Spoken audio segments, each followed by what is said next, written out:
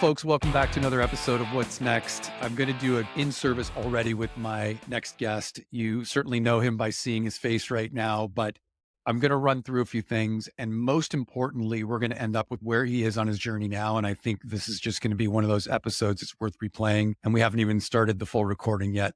Michael Breed, welcome to the show. And as I do an intro, I think it's worth saying that from a course record on CBS, a new breed of golf, Sirius XM, and then obviously digital, to we've all watched you, PGA Championship, broadcasting, the Ryder Cup, the multiple ways that we've seen and found you, and this sort of, I won't say aw shucks, but this give back mentality, which has been great, along with the fact that top 50 teacher of the year so many number of times, and 2012, the PGA Teacher of the Year. And folks, to put this in perspective, if you take Major League Baseball, the NHL, football, all the golfers, and all the soccer players and all the basketball players that are professionals, times that by 6, that's the number of teaching pros we have in the country, 29,000.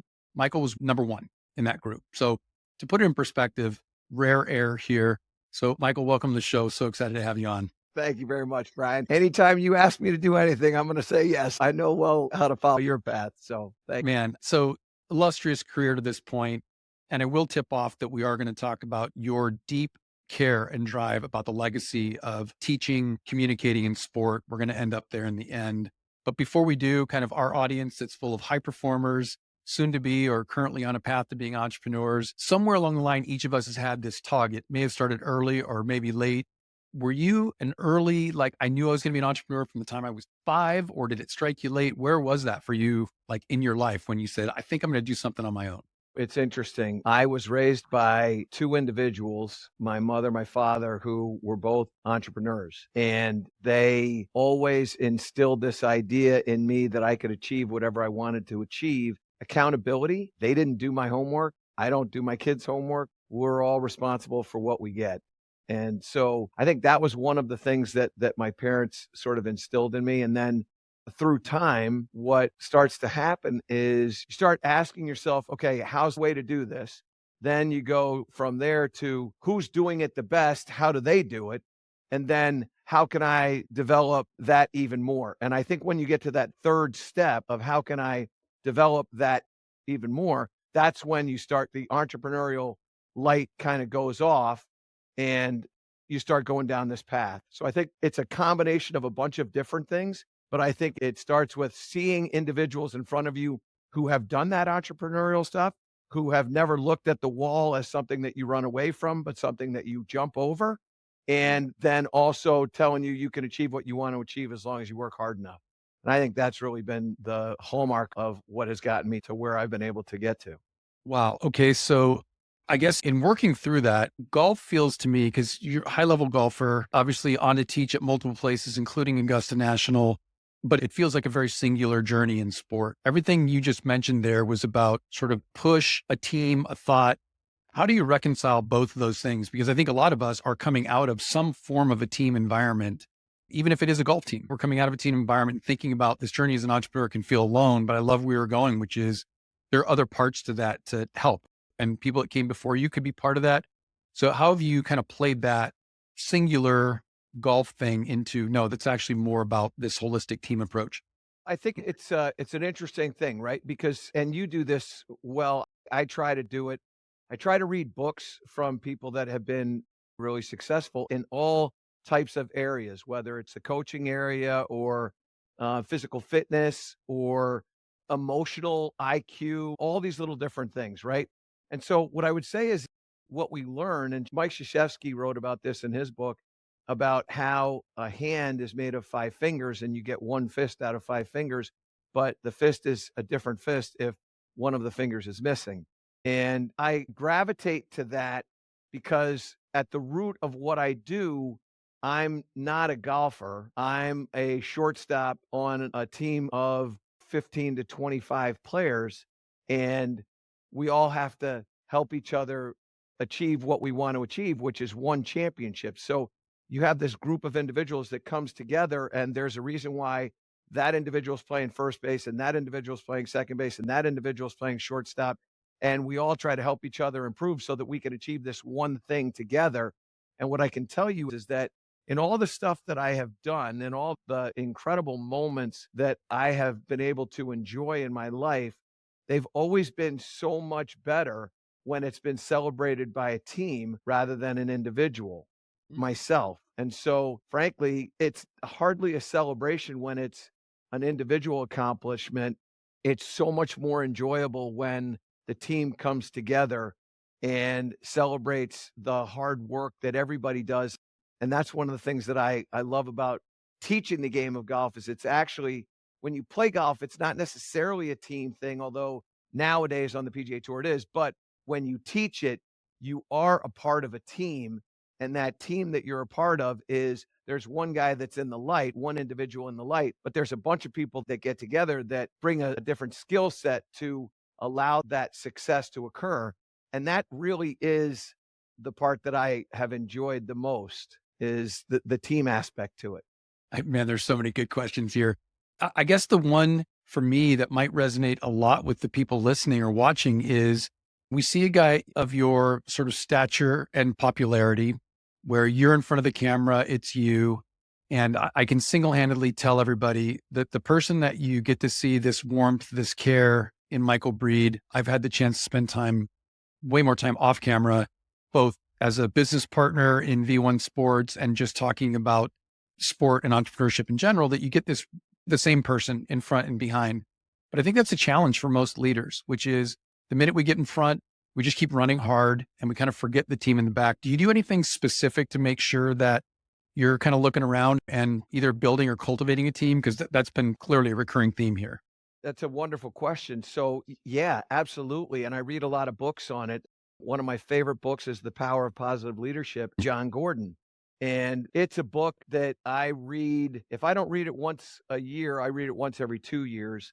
And I'm always writing in it, I'm always underlining in it. And it's something that I'm always learning from and growing from. I read a bunch of his books as well as John Maxwell. John Wooden is another guy who I've read a lot of his stuff, The Pyramid of Success. And I mean, so much wisdom that other people possess. But what's fun is what you learn about leadership is there are a couple of different ways to lead. You can lead from the front or you can lead from the back. There's a lot of ways to lead, but leading from the front or leading from the back.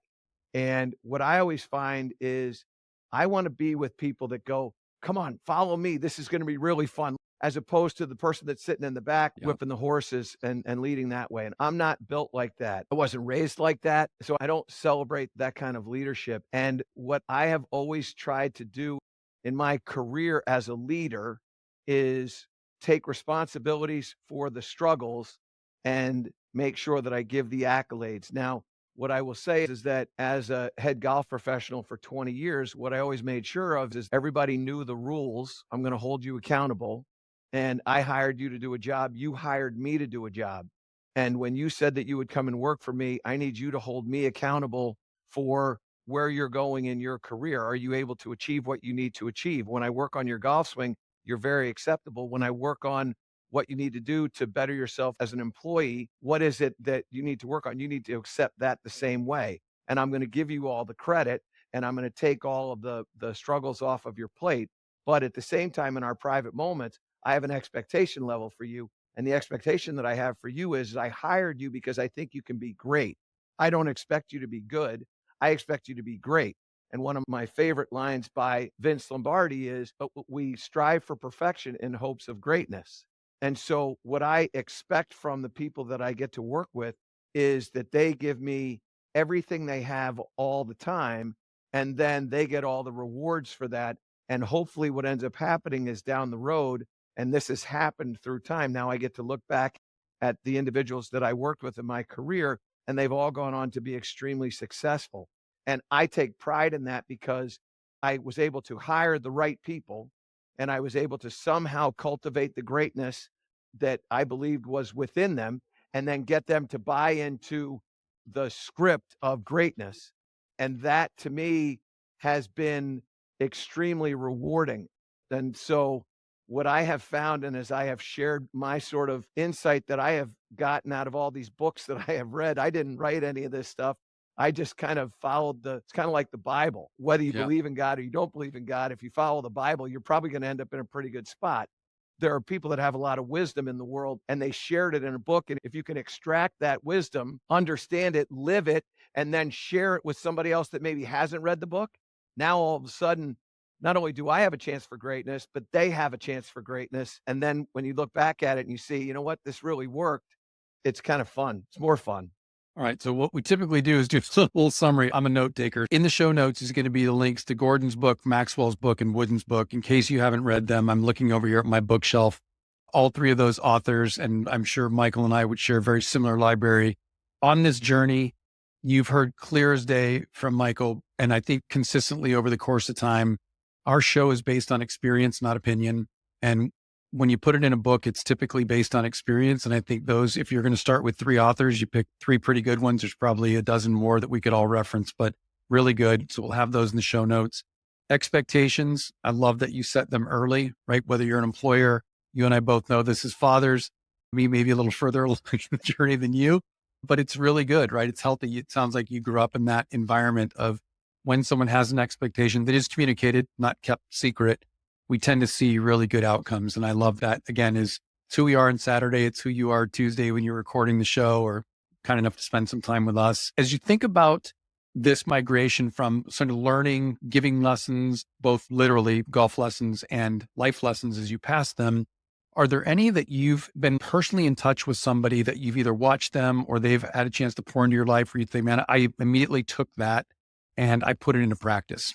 Are there any that just kind of jump out at you? You'd say, reading for sure, but there were a few that happened in life where, oh my goodness, I can just go use this right now.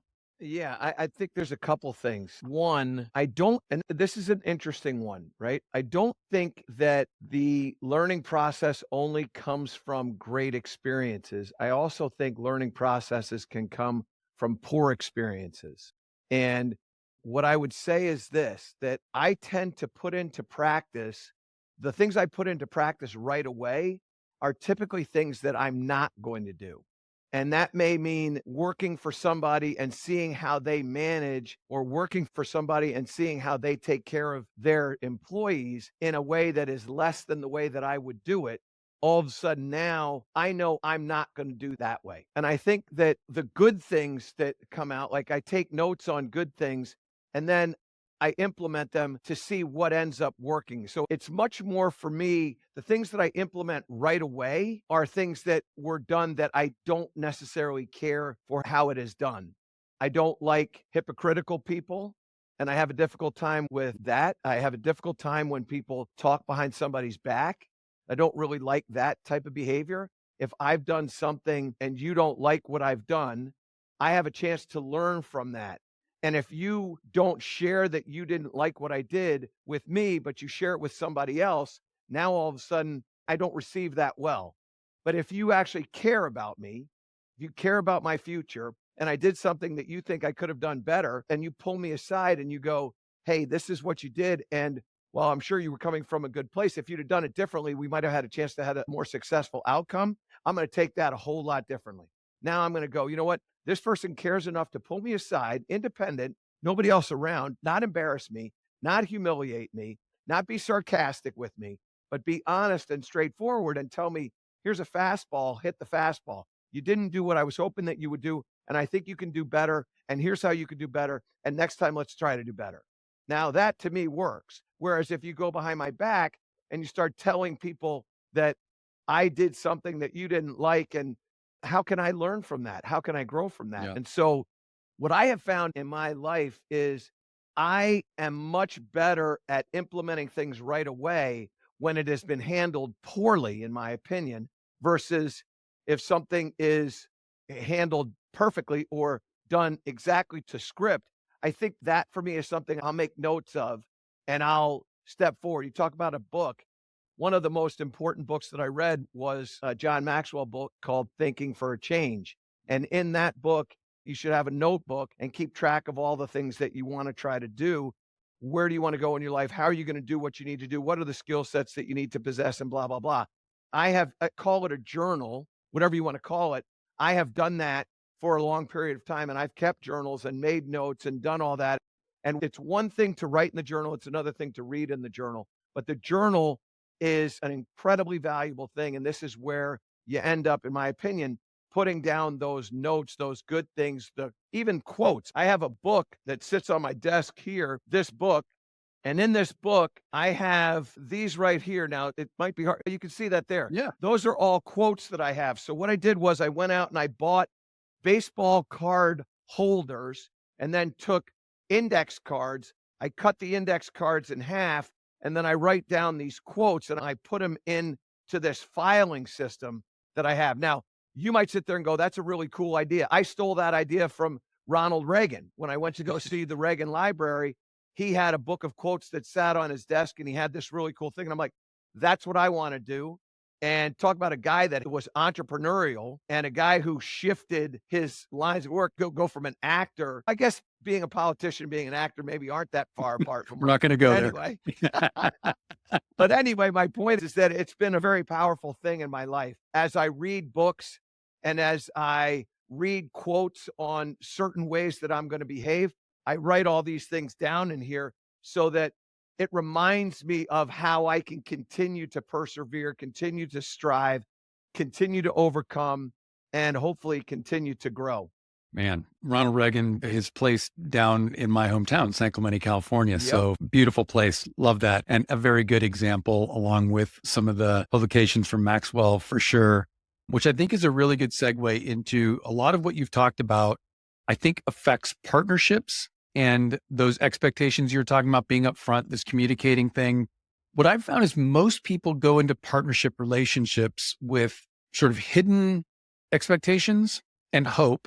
It sounds like you almost use, and I don't mean to put words in your mouth here, but you almost use this idea of we're going to be upfront, we're going to communicate with each other, we're going to set these expectations and a bit of this feedback loop ahead of time. Do you use that as a filter to decide who and who you don't partner with, do business with, et cetera? This is just a wonderful question and could be answered about over a 3-hour period of time. So the answer is this. There's a whole lot of limbs that kind of come off this. One, I do enter into companies who I think with individuals who have integrity. A strange thing. I took a class when I was in college called coaching basketball. And when I told my dad I was taking this class, he was laughing, thinking, oh, you just need to get a good grade. And that was true. But at the same time, it was one of the most valuable classes I've ever taken. And in that class, the coach of the basketball team at the place I went to school, Randolph-Macon College, which is a small liberal arts college in Virginia, the guy's name was Hal Nunley. And he was trying to have sort of a rule book for behavior for his team. You got to maintain this GPA and you got to be in your bed by this time and you got to do this, always wear a tie on the road, blah, blah, blah. And what he found was over a period of time that this initial couple of pages of stuff for his team to understand the rules had turned into a book, literally a book. And he went, there's way too much in here. We have to redo this. So one summer, he got together with his staff of assistant coaches and said, we got to make this so this is simple. And believe it or not, he said, I'd like this to come down to one sentence if possible, but no more than one paragraph. And what he came up with was don't embarrass the program. And that has been an amazingly powerful thing for me because in my life, I think about embarrassment. It's the thing that we all will run away from. We don't run to embarrassment. We run from embarrassment. It's one of the reasons why people don't improve in the game of golf because they don't want to embarrass themselves when they're on the range. And as a result of not practicing their weakness on the range and running from embarrassment there, they run into embarrassment on the golf course. And that word embarrassment is a really important word for me because I think a lot of people are fearful of embarrassing themselves. And as a result of not working on the weakness, they end up embarrassing themselves. But anyway, so then I started thinking about who's in my program. And to your point, like you and I got to know each other through a friend and then obviously through V1, and we developed a friendship. And my attachment to V1 primarily is through you because of who you are. And my thing was, okay, I know Brian's not going to embarrass me and I'm not going to embarrass Brian's in my program. V1's in my program. And they still are, by the way. But Titleist is in my program. Golf's in my program. My hometown's in my program. My college is in my program. My family's in all these people that are in your program. And it goes on and on. Your town, your state, your country, like all these different things. They're all in that program. And when I start making decisions on who I'm going to attach myself to, my question is, do I think these people will embarrass me? And then to that end, I don't want that to happen. So I'm not going to attach myself to that person. I'm going to attach myself to that person or that team or that company. And then to that end, when I hire people, I explain the exact same thing. You represent me, I represent you. You attach yourself to my name and to my brand. I'm not going to embarrass you. I'm not going to call you out in front of somebody. I'm going to protect you with all my heart, my soul. I'm going to give you everything I have because you deserve that. And you deserve every opportunity to have all the success that you want. And I'm going to expect that you do that for me. And I call it over delivering. And what I try to make sure that I do in my relationships with both the companies that I'm affiliated with, the individuals that I'm with, is I want to over deliver. And I know if I give more than I get, that I win. And what's really fun is, and this is one of the things that I have shared with people that have worked with me when I make presentations and I do motivational presentations. One of the things that I try to share with people is you're never paid the right amount of money. You're either underpaid or overpaid. But the decision of underpaid and overpaid isn't coming from you, it's coming from the other people. And when you do more than you're asked to do, you will always be underpaid no matter how much you're paid. And if you try to do what you're asked to do, you'll always be overpaid. And so for me, the question is, what do you do? And are you underpaid or overpaid? And that decision of underpaid or overpaid always comes from the individual or the company that you're with. And one of the things that I'm proud to say is that the companies that I have been affiliated with, I've been affiliated with for an extended period of time. Titleist and FootJoy is a relationship that's 20 plus years, Yeah. 25 years old. I think that philosophy is why I've really had success. And I think that's one of the things that I go into each and all relationships with. It's not about the money to me. It's about the relationship and can I stand behind this entity and will that entity stand behind me? Pretty simple. Yeah. It's interesting because you very eloquently stated a simple principle. To your point, we could spend 3 hours on it. I think it's very easy to say over, under promise, over deliver. That's certainly out there in society. And I think this is a really good segue next. It's almost like we're on script here that your strength in partnerships, I think like anybody's would be measured in the time, not the value. You reference money, that money, to put words in your mouth, isn't as important as the time. Like we have to have a value. That's how we pay our bills. But the length of time that you've had your partners, even for those that are newer, V1 in the newer, less than a decade, we couldn't have been happier to be with you because it always felt like there was an over delivering. What else can I do for you guys? Where else can I be thinking about you? That was way outside the bounds of any contract we had or any handshake you and I made. It was, wow, you're constantly thinking about this. And the wow word always came to mind when describing you. So I'd love to hear that. And I think the next step, which is so counterculture, is I know this about you. You don't do much, if any, promoting of yourself, right? And I'd say that even for your team, it's more about you promote your partners so that wow comes out in what they say. And it tends to come back in spades in terms of how much future business, future opportunity. How do you continue to cultivate that? And I know that's not an easy answer, but how do you continue to cultivate when society today on every social media platform is promote yourself, be the biggest version of yourself? You're doing the opposite. You're actually promoting the people who are helping you. How do you do that with regular success, creates this longevity?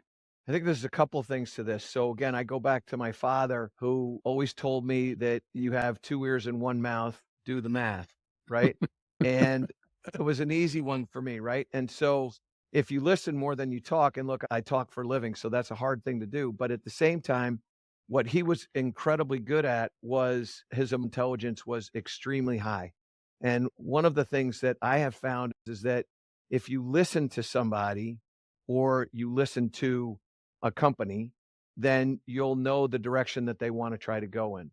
And I don't think there's anything more flattering to anyone than starting a sentence with, I was thinking about you the other day. And all of a sudden somebody goes, you were? Yeah. And this is what I was thinking. It seems to me that you blah, blah, blah, blah, blah. Now, this is the strange part.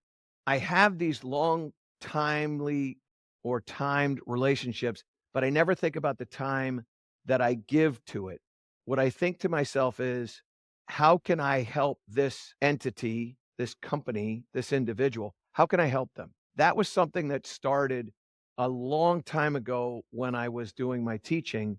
And you'll allow me to expand on this story. This will take a little while, but I had this individual who reached out to me and said, I would like to bring my son to give a lesson to you. How do I get to where you are? I said, here's my address. I'm at Sunningdale Country Club, 300 Underhill Road. And they said, we're out in Ohio. And I said, now you can fly or you can train, I suppose, or you can drive. How long do you think it'll take if we drive? I said, I mean, Ohio's big. And he goes, we're here. I go, okay, it takes 7 hours to get there. Okay, great. So we set up a date to get there. And what I started doing long before this individual was always thinking about what my day would look like. I call it pregame, right? In my pregame, I would go, okay, what does my day look like? We have preparation for a member guest coming up. I got to do that. I have a meeting with this. I've got these lessons from here to here. And then who am I teaching? What am I doing? What am I teaching? And that process was probably about a 30 to 40-minute endeavor. And it just so happened that my drive to work was about that amount of time. And so I would start thinking about my day when I would take a shower. And then I would think about that all the way as I was driving to work. And then I would try to get to work about a half an hour before I was supposed to start. So I had some calmness and some time to chat with other individuals on the staff that were there and so on. And this one day I'm teaching this individual and I started thinking about this. How many golf pros would he pass in the 7 hours that he's driving from Ohio to me? I started thinking about if I took a 7 hour radius and I made a 14-hour diameter, how many golf pros would he pass in that? And it really got overwhelming for me. And I said, I need to start thanking people for taking a lesson with me. Because what dawned on me at that point was everybody has a choice. And they have a choice of where they're going to buy their pizza. They have a choice with where they're going to go to dinner or what hockey team they're going to play on or what golf professional that they're going to take a lesson with. And whether it's at a club or it's not, whether they're open to the public or they're not, you have to appreciate somebody saying to you, I think you are the conduit to me being able to achieve what I want to achieve. And it made a huge impact on me. And what I started doing was I started thinking, I've got to start thinking about this situation a whole lot more deeply and a whole lot more thoroughly. And I got to listen a whole lot more to people. And it really changed a lot of the ways that I behave when it comes to all this. And so back to my relationships with these companies, I'm always thinking about how they can do whatever better. And what that means is that I'm going to have a lot of ideas and most of them are going to stink and most of them are already going to have been thought of. But what is going to happen is at one point, I'm going to have an idea that's going to work. And then somebody's going to say, that guy is different than everybody else. And what I've always wanted to try to do was I always wanted to try to differentiate myself through excellence, not differentiate myself through lack thereof. And one of the coolest of all these stories that I have, one of the coolest stories is a story with Titleist, where Titleist is making golf bags. I am simply helping Titleist to get people to understand their products a little bit more thoroughly, to represent them when I'm teaching, when I'm involved in my job as a golf professional, whatever it may be. And what I started doing was I started looking at their products going, how can this get better? And so I look at the golf bag and I look at the zipper, the way the zipper is going, and the zipper is zipping or unzipping, I should say, from left to right and zipping up from right to left. And what I start thinking about is when I carry the bag, which it only can carry with the club heads on the right and the rest of the bag on the left, that when I unzip it, if I've got it over my shoulders, things can fall out. Yep. And I called the guy who's in charge of their gear, who's also in charge of the golf bags. And I said, listen, I have an idea for you that I think will make your product better. And while I know that you didn't ask me to think about this stuff, I like thinking about things that maybe can help. And this is what I think. I think you've got the zipper going in the wrong direction. And he says, why? And I explained this to him. And I said, just do me a favor. Go out one day when you're playing and try to get some tees and a ball marker and golf balls out of your bag and see if stuff falls out. Sure enough, it did. And he calls me up and he goes, Michael, this is unbelievable. You're 100% right. And I never thought about this. And they changed it literally the next year. And then what happened was he asked me to sit on his bag advisory panel, of which there was only a couple. And then I started talking to him about the way the golf bag is set up and how the part of the bag which holds your woods and your putter is the thinnest part of the bag. Now, this is a conversation that I had with them in the last year. So last year I had this conversation with them, and then I met with them in March. But I said, this is the part of the bag that you go into on every single hole, and most times twice. This is where your driver is, and this is where your putter is.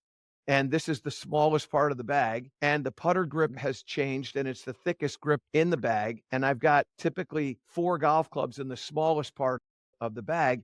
And we need to change that if you're open minded to it. And I'll meet with your bag team. And he immediately said, please come on up. And I did, and gave them and shared with them my ideas. And now he just sent me an email about a month ago and wants me to come up and get involved in another product and project that they have. And what I have found is that as I try to make myself, air quotes, valuable to a company by doing stuff that they don't ask me to do, now all of a sudden they see my value and they want to retain my value. And so I look at the longevity that I have with a company not necessarily because of any other reason than I'm giving more than I'm getting. And that's when all of a sudden I become an underpaid employee with a company. And that's what drives me, is how I can help my partners be better than they are. And it's not an easy thing to do, but it's one of the most valuable things that I do in my career. I love the story. And my laughing at the beginning was because, as my wife can attest, my cell phone would ring at some strange hours and it would come up, Michael Breed. And thankfully, she knows I hold you in very high regard. So, regardless of where we were, she'll go ahead and answer it. And you'd open up almost every time, hey, I've got this crazy idea that probably is insane, but hear me out. And I just love the fact, that's why I was laughing. I love the fact that regardless of how crazy it may have seemed, it always had some thought behind. It wasn't just for the sense of, I have this unique creative idea. There was application always at the end. I think you've just spelled it out pretty clearly with Titleist. And even on V1 side, we don't have a ton of people that are using our product on air, a few. And you helped influence even as simple as what should be on the right hand versus the left hand. Where are camera angles affecting? And it helped us rebuild that entire platform for demonstrating, which now, not just for on camera, but in studio, golf pros around the planet are saying thank you for just making these few switches. And invariably it's, oh, I'd love to take credit for that. But Michael Breed was thinking about that in front of a world audience. I was just thinking about it in an office. So yeah, I think that point is you've had that influence and you're not afraid to kind of put it out there. And it goes with, earlier you said, don't embarrass the program, don't embarrass me. At the same time, take some risk, right? Because I think we often think about embarrassment and risk together. You've never been shy of using some humility to say, I'm thinking about you. Here's some possible changes. Could it feel risky? Maybe. But could it also be an awesome solution, like just changing a zipper direction? Oftentimes, yes. So I think that speaks volumes to bringing that value and being underpaid. I think the word humility is what I wrote down. Most people aren't willing to kind of take that position. So you obviously brought up right, and you've seen some fruits of that. So sticking in the vein of humility, and I'll say risk taker, you got this great thing going at the Golf Channel. You had to have been the number one guy on TV in all of golf. And you made a decision pretty consciously to leave that environment, to do your own thing, including building a studio. In fact, buying a house to build a studio. I mean, my goodness, is crazy. It can sound crazy to anybody who's not an entrepreneur. Entrepreneurs are probably like, sure, of course, that's what you do. But can you walk us through the decision-making process from the point where you said, nope, I'm going to do this. Like, I'm going to make this decision, and sure, it's a risk, but I'm going to do it. And here's why. What was kind of going through your head on that? I can safely say this because I know this about you. Your number one, maybe not your number one, but your one or two most important thing in your life is your family. There are many people that faith is number one and family is number two, right? And So go, yep. what I would say is that all those decisions that we make is faith and family, right? Mm, And for me, family is on earth most important thing to me. So I'm an old dad. I'm now 62 and I have 11 and 12-year-old boys, right? So I'm an old dad.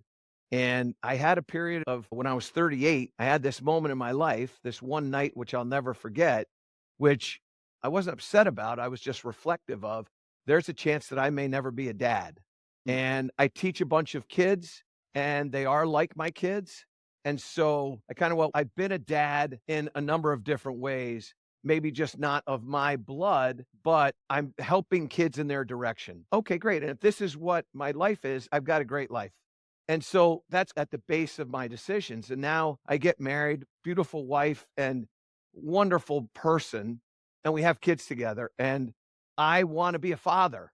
I want to be a father that isn't away from my children. I hate to be away from my family. I don't sleep well when I'm away from my family. I want to be home for my family. And what I was doing, I live in Connecticut, Golf Channel is in Florida, and I'm commuting up and down the coast literally every week, down on a Sunday night, back on a Monday or a Tuesday. And I have a shelf life for this. Plain and simple, I have a shelf life.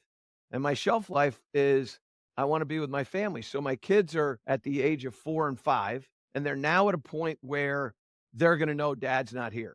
And they're starting to know dad's not here. Where are you going? What's work? And the assumption from a 4 and 5-year-old mind is it's more important that they go to Florida than be here with me. It's not Yep. logical. We got to make money so that you can live.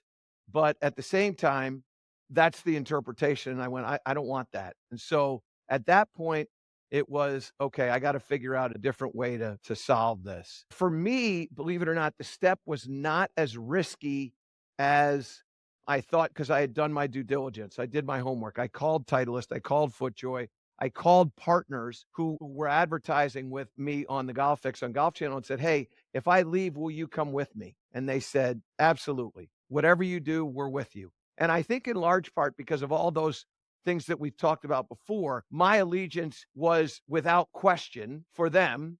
And they then go, you know what? You have given us that commitment. We're going to give you that commitment, right? As my dad said, you get what you give. I was fortunate enough that they came with me. But where the fear really was with my wife, Carrie. And when I say to her, sweetheart, this is what I want to do, she said something that was a tremendous compliment to me and one that I think about all the time. And she said, "What I know about you is you won't fail. You will do everything so that you won't fail." Now imagine how that felt. It wasn't necessarily a compliment like, "Oh, you look really good today. That's a beautiful shirt on you. I love your golf swing," right? But it's an amazing compliment. I trust my life to you, our kids to you. You aren't going to fail us. And I literally was like, that's all I needed. That's the wind beneath my wings at that point. And so I'm like, okay. And it almost inspires me to work even harder because I'm not going to fail you. I feel that way with every company. I will not fail you. I will give you more than you think I'm going to give you, and I'm not going to fail you. And when she said that, then okay, let's go. How do we do this? And the how do we do this thing, everything to me goes back to that other thing I said about my dad. You can have all the talent in the world, but effort is the difference maker. And if you don't have talent, but you have effort, you will get a whole lot further in your life than if you have a whole lot of talent, but no effort. So now was figure out how to do what we do. And one of the things that I've always believed, and this is another book by Maxwell, Failing Forward. Been a phenomenal book for me For because sure. failure to me is simply not getting up. And so failure then becomes all I got to do is get up when I fall. That's it. Okay, then I don't mind falling as long as I can catch myself when I fall. Like I teach my kids, get your hands in front of your face when you fall. All I got to do is catch myself when I fall and rise up, not worry about embarrassment because embarrassment happens. We all embarrass ourselves. I'm not going to try to embarrass you, but we all, nobody wants to be caught naked on the 50-yard line. Like we don't want to do that. What we want to do is we want to have behavior that we're proud of.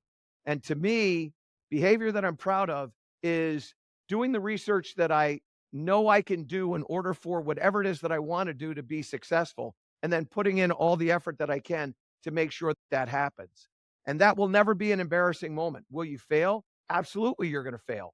And this studio that I have here, 20% of the money that I've spent in this studio is a redo. The set didn't look good. So I had to spend a lot of money to make it look good. And some of the stuff that we got in here we didn't need. And we used this, but we didn't need that. And you know what? Okay. I learned how not to do something as I learned how to do something. I kind of feel like I have been blessed because I have this belief that the failure is not trying. And so what I did was I went, okay, I know I can do this, and I know I can do this the same way as I was doing it down in Golf Channel, but I can stay up here at my house. So now I got to find a house where I can get a studio that's 1,000 square feet. Turns out I found a place that's 800 square feet. It wasn't the 1,000 that I needed, but it turned out that it's the size that I needed. I had overestimated what I needed, and 800 square feet was fine. So that's how that happened. Man, so many great nuggets in there. One of which I can really emotionally connect to, which is the year my boys were born, 2001, and I'm 57 now. We had opened up a indoor sports facility, High Velocity Sports. And I remember my wife Denise was probably 2 months pregnant, 3 months pregnant. We'd tried for almost 7 years. So we were in the same boat. We were already starting the adoption process. Hey, God, whatever it is that you think is planned for us, I guess we'll go. Found out we were pregnant. We're really thinking hard about building a sports facility. And I too wanted to be home. So time to leave professional soccer after 11 great years in the sport. That was an easy one. And I asked Denise because we had to leverage our entire house to put the down payment on building this new mega sports facility. And she said, honey, no matter what, if we have to go live in an apartment, it's going to be okay, but this is going to work. I know you can make it work. I mean, I remember it as if it was yesterday, standing in an old kitchen that we had, and the power that I felt of not only did someone believe in me, but totally on my side. And we, because you use that word a couple of times, we are going to go do this. I think it's a huge lesson not to be skipped here, folks, that involve your spouse, significant other, if you've got one in the plan. You've heard that from Michael here, that without them, you're going to lone soldier this. And it oftentimes does not end well. But when there's a we in this and that we is supportive, there's immense power. I mean, you're listening to a guy who's the most successful talker, producer about golf, but most importantly about the game of golf, sharing the same exact story as an entrepreneur that, yeah, sure, I took a risk, but there was a we with that, a team behind that. And the real approach was, how do I become a better father, a better husband? Staying true to that was not jumping on airplanes every weekend. It was, I'm going to make some calls to people that I trust, that hopefully trust me, which they did. And they came with you unilaterally and helped kick this off, which has been amazing. Before we wrap, we've got a couple of things.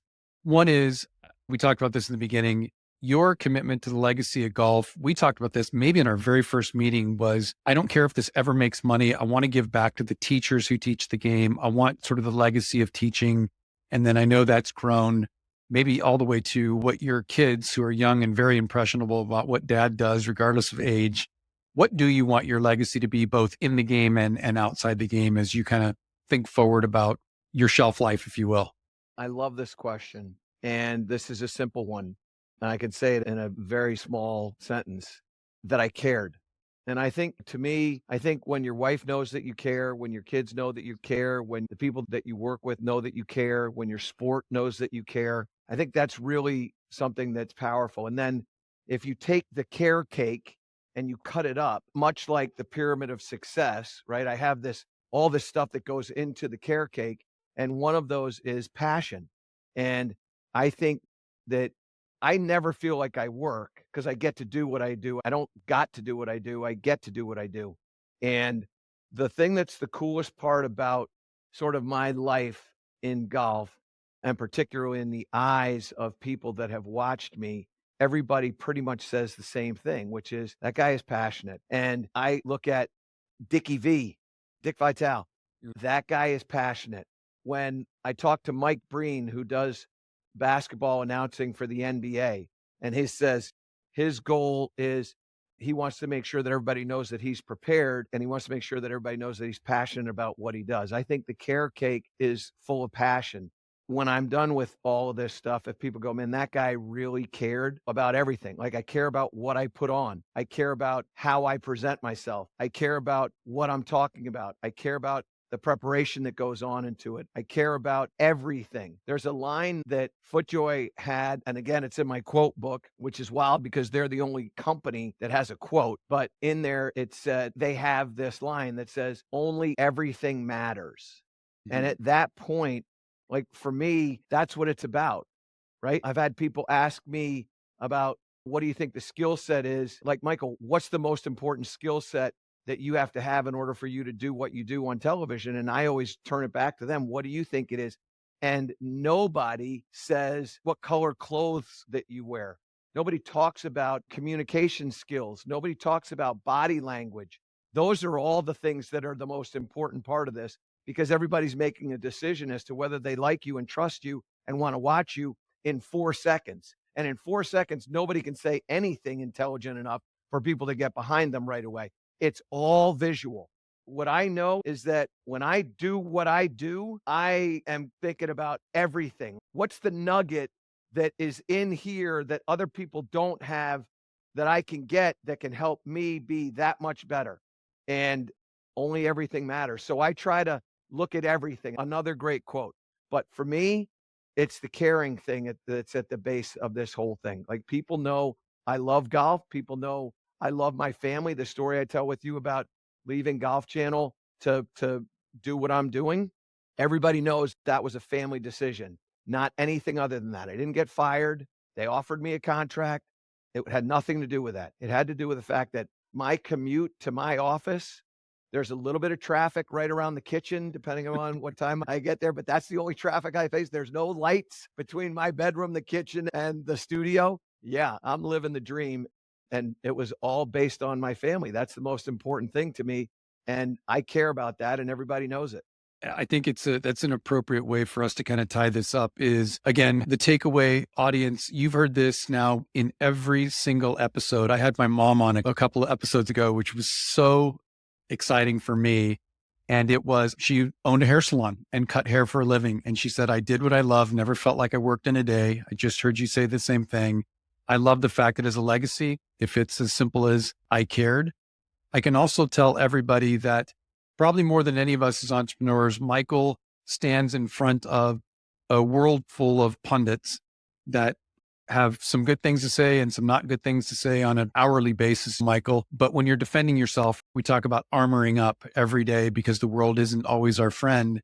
When you know that, look, I'm doing what I do because I love it, and you should know that I care about it, I think that's pretty darn good armor. And I think that is a legacy builder and an awesome lesson for anybody who's thinking about what is my next thing. Make sure you're passionate about it and make sure you care. Because if you don't, it's probably not going to end too well. I could just add one thing here to that, because Yeah. you brought up something that was really interesting, and that is about people that are going to have positives and negatives to say about whatever it is that you're doing. And there is a quote that John Wooden has that I've written down, and it's this quote here. It says, "You can't let praise or criticism get to you.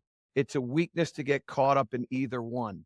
And what I have found in my life is this: I love it when people say to me, "Boy, that tip that you gave me really helped me." Now, that's praise, but that's actually the hard work that I've put into something to give to somebody that shared with them, they improved from. That's not, "Boy, you're great at what you do." That to me is a different one. To that end, I know that people don't know me, and I know that people don't know the genuineness that I try to live with every single day. And I know I'm not everybody's cup of tea, and I'm okay with that. This is what I care about.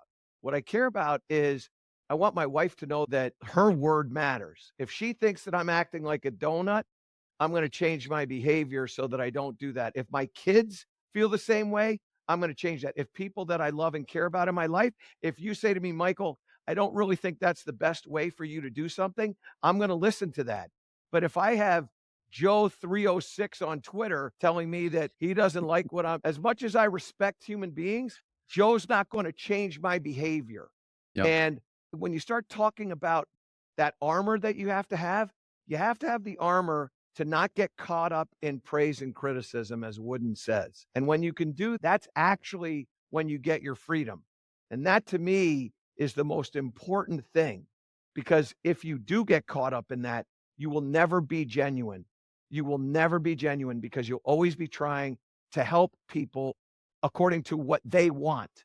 And you'll never live your genuineness. You'll never do what you want to do. You'll never do how you do it because you don't want to hurt somebody's feelings, or you don't want somebody to hurt your feelings. And if your feelings are getting hurt by that, then you need to kind of readjust your scale and go, "Okay, what's going to matter to me, what's not. Is reputation important or is character important? And I always feel like people that worry about their character don't have to worry about their reputation. People who worry about their reputation still have to worry about their character. And I try to work on my character, and whatever my reputation is, it is. Such sage advice. And as we reference guys like John Maxwell, who would say, it doesn't really matter if we're well known, but it does if we're known well. And so I think to the point of what you bring to not only your broadcast, and again, I can speak to this as a friend, same guy in front of the cameras behind.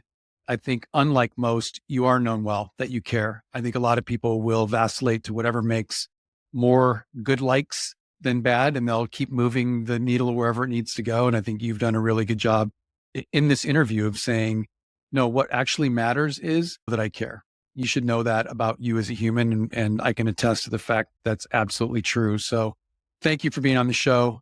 Cannot thank you enough for spending some time, giving up maybe some hockey time on a afternoon after the big traffic jam in the kitchen. I'll leave you with this question, which is in the spirit of the show, what's next for Michael Breed? The next thing is actually happening, which is it's not next, it's just in addition to. I grew up wanting my life to matter. It wasn't about making money to me. I wanted to be able to help people. That's what I wanted to do. And one of my real passions is motivational speaking and helping people try to become a better leader or quit smoking or have a better marriage or whatever. There are all these little different things. And so I spend a lot of time working on the growth of an individual and trying to help people along the lines of Maxwell, along the lines of Gordon, along the lines of Wooden. I want to try to do the same thing, but not solely in the golf space. And so what's sort of in addition to what I'm doing now is the motivational speaking. And I try to do that every day with a word of the day on my show, A New Breed of Golf. I think that's something that gets people to kind of look at the world through a line of, hey, today, I want you to care today. I want you to strive today, which is our word of the day, is a strive day today. And what I try to do is talk about how this word affects my life or can affect people's lives. That's one of the things that I want to do. So what's next, what's in addition for me is the motivational speaking, because there's nothing more rewarding than hearing that somebody was able to, and I've had these emails come to me, they were able to handle their situation, a job lost, with a little bit of a better attitude because of something I said or did on a show that I do. And the attitude that I possess of positivity and optimism allowed them to look at this through a little bit of a different lens. And they did risk and they did care and they went out and they created this certain something that now has led to a certain something. And at the base of that, they share with me, you are part of that. And even though we've never met, I appreciate what you like. That to me, like, I love helping people play great golf, but in the end, it's golf. And I know golf is a niche sport and it has a place. What is the cool part, the foundation for me is I go back to 17 years of age. What do I want to do with my life? I want my life to matter. And that is the ultimate in your life mattering, where you can do what Maxwell, what Gordon, what Wooden, and many others have done. And that is help people achieve things that they might not have thought they were able to achieve in their life and quit smoking or drinking or whatever, and open up doors to prosperity through words that have been shared. And that's really the thing that's kind of burning a hole in my heart right now, is that direction. I love it. It speaks to, there's a reason why there's an exclamation point, not a question mark after what's next for the show, because it is a burning desire. It's not a timid question. To me, the what's next, to your point, is just, it's an extension of what we do. And I appreciate you being candid and thoughtful about what that means, not only for you, but I think it's a really good example for any of us who are venturing on our own to maybe pick your head up a little bit and say, what can I do to have a bigger impact? Where can I use my platform? You just said it. It's not just about golf. Golf is awesome. Golf is wonderful, but there is more. And I think for any of us entrepreneurs, maybe pick your head up a little bit and take some words of advice to look around and find out where else can you give, where else can you pour into? And as we all know, it always comes back. So Michael, I can't thank you enough. Folks will have every one of his contact links and social links in the show notes below. I can't thank you enough as a friend for spending the time on the show. Great words of advice. all coming from experience, which we certainly love here. And I just appreciate you giving up the better part of an afternoon and sharing some info. I appreciate that. I want to add one other thing because what I will tell you in this entrepreneurial path that you're going to go down and that everybody who's watching this is going to go down is the following. There's going to be obstacles in your path. And if you look at the obstacle as the thing that's going to deter you from where you want to go, then in fact, it'll do that. This book, The Obstacle is the Way by Ryan Holiday, is a phenomenal book.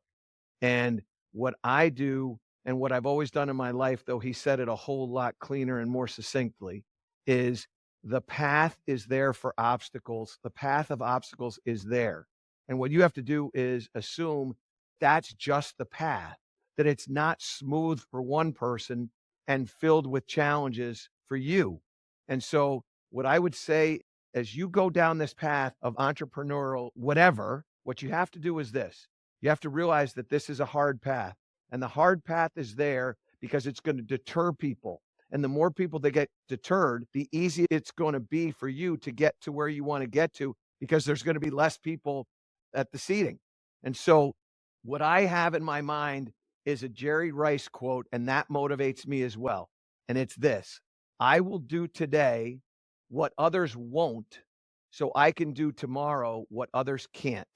Every single obstacle, every single hurdle, every single river, every single mountain, they're all there for a reason. And they are to give you a skill set so that when you get to where you're going, you can be great at what you're doing. And also to deter others, to keep them out of that sitting. And so what I would tell you is let that obstacle be your strength, not the thing that deters you from where you're going. Brian, I appreciate you having me on, and I appreciate you letting me windbag this for a little bit, but I had to add that there because I will tell you that mindset is probably the most important mindset that anybody can have in the direction they go in. It's been true for thousands of years, right? We've referenced the Stoics there. The obstacle is the way. And Ryan Holiday definitely succinctly put it right. No, you're right on. I appreciate you spending time talking about that. And I appreciate you doing what you're doing. You're helping a lot of people through wisdom of others get to where they want to get to and giving them the opportunity to do it. I thank you for that. I also thank you for the friendship. I thank you for the trust and certainly the opportunity to speak with you today. I love what you're doing. I know it sounds sort of strange to say this, but I'm really proud of what you're doing too. You're helping a lot of people, and that means a great deal to me. So thank you for all of it. Humbly, thank you. And I feel like I'm following your lead here. 62 years, maybe in earth age. I'd say for you, 32 years in energy and impact age. So keep it up, brother. We are following you. So excited for you to start another next chapter with being a motivational speaker. Certainly your background and experience speaks to that. So thank you so much. Folks, we appreciate you tuning in. If you like what you hear, subscribe, give us your thoughts and how we get more awesome guests like Michael on the show. But Michael, thank you. And we're going to be following you in what's next. Thank you, my friend. Thank you.